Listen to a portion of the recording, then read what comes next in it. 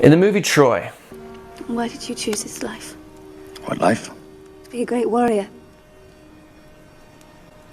I chose nothing. I was born, and this is what I am. I remember getting into a fierce fate versus free will debate a few years ago. Everyone in the room was arguing free will, because everyone wants to believe that their choices are their own.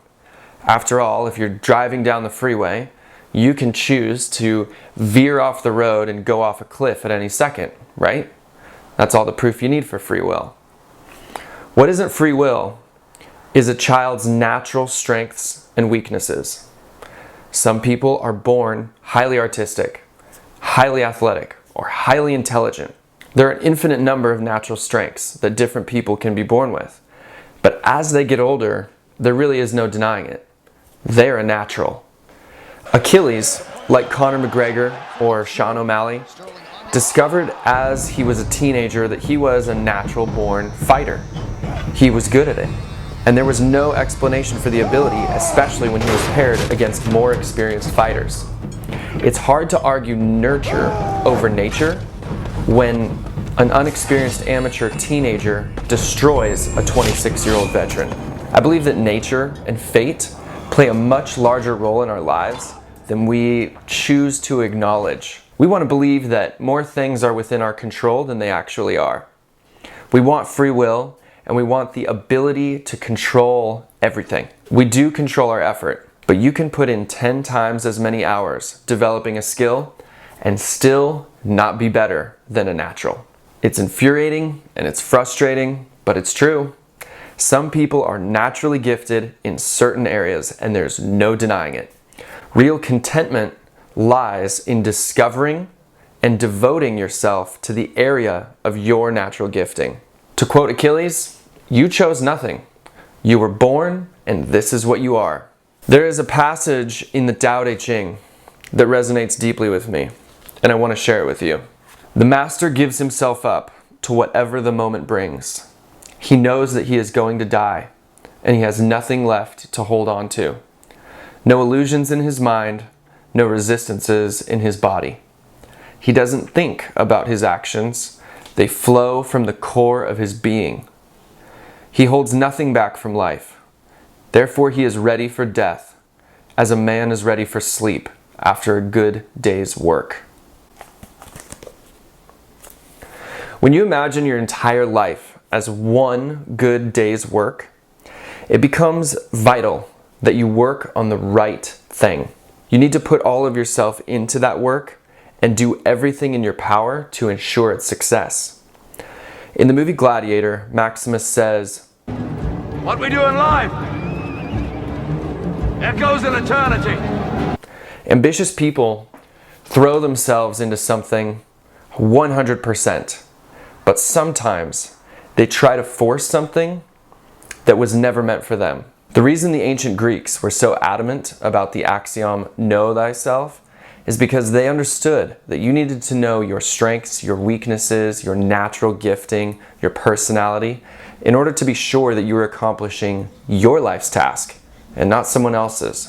If you want to be ready for death, as a man is ready for sleep after a good day's work, then you need to be certain that what you are working on is meant for you. You need to be as certain as Achilles when he says, I chose nothing. I was born, and this is what I am. I was listening to the music producer Rubin talk about his creative process. As one of the greatest music producers of all time, he's been entrusted with great albums across every genre. From rap to rock to pop, he's made it and you've sung along to it. What interested me most about his creative process is how he viewed his work. In his words, "We're making the best we can make to the best of our ability out of love and devotion. That's what it is." Now, Rubin has achieved every level of material rewards and success long ago. And I think when you get to that place, past material rewards, past material success, you come to a place of devotion to your work, devotion to the work itself. I think Tom Brady came to that place. He's had every award, he's had every acknowledgement, all fame, all money. Past all of that, there lies a place of devotion to the work itself. It's even beyond winning and losing at that point. It's about my devotion to my work as an offering to the world. Rick Rubin talks about the albums that he works on. I hope this segment of the audience is going to like it. We don't think like that. It's a higher vibration, and there is no I'm changing it for someone else, because it can't be better than this devotional act that we're doing. There is no higher form. This is the true path to contentment. There are hard days and there are easy days. The only thing you decide, the only free will you really have, is your effort, or rather, your devotion. I know that it's difficult to show up and do the work when results are not materializing. I'm a musician. I know that better than anyone. When results are not materializing, it gets tough. But what we all need to remember, especially me, is that the work itself is the reward. The transformation of ourselves through the work is the reward. I've talked about this before in other videos, but I have always seen art as a vehicle for transformation, at least since my first album, because I was able to encapsulate myself, that version of myself in that album, release it, and move on. Cocoon within that album, butterfly out, become something new. And you can repeatedly do that through the work, through the craft. The Chinese had a name for devotion to the work. When it resulted in the highest levels of mastery, it was called Kung Fu. And Kung Fu, translated literally, means supreme skill through effort. The masters of any craft in ancient China, from poetry to blacksmithing to sword fighting to martial arts, were considered to have Kung Fu. Our modern culture has forgotten this mentality. Our modern culture is obsessed with results. We don't want supreme skill through effort. We want the results through minimal effort. Unfortunately, a get-rich-quick scheme does not a master make. What is missing in the modern formula is devotion. I have a problem with the hustle culture and the success chasers on YouTube. I don't like how they talk about effort, and I don't like how they talk about motivation.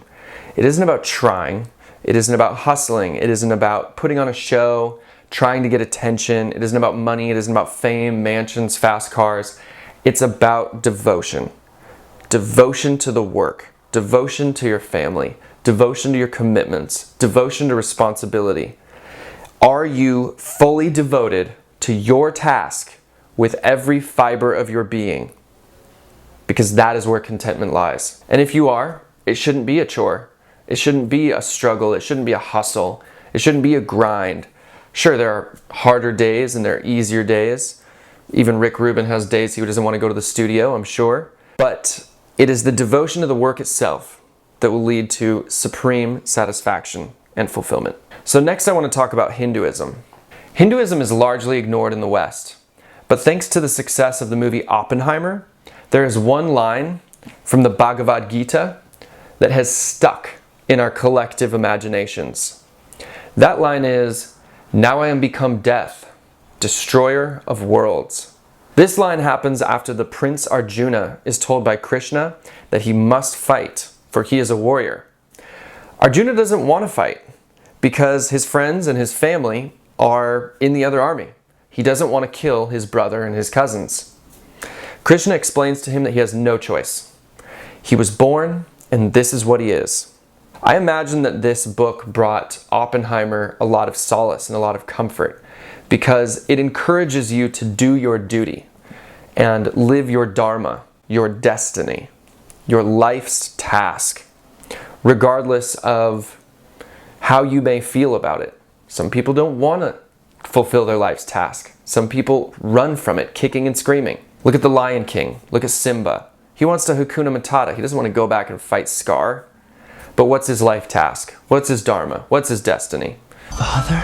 You are my son, and the one true king who must take your place in the circle of life. Oppenheimer's life task was a lot more complicated. He was born able to create an atomic bomb. He was born a natural scientist, an atomic physicist.